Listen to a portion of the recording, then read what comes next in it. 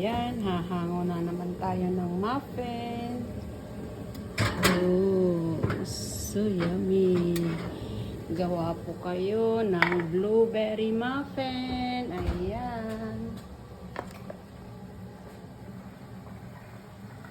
Lagay natin doon.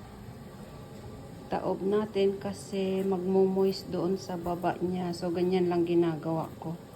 Wala akong rack. Wah, mainit. Ayan. Oh. Mainit from the oven. Ayan. Para hindi siya magbasa doon sa may ilalim.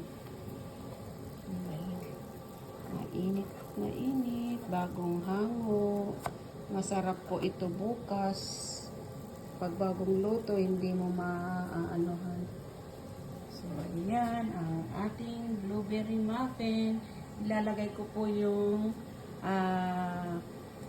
recipe niya doon sa taas. Pag in-upload ko po ito para magawa niyo po. Ayan, sarap siya.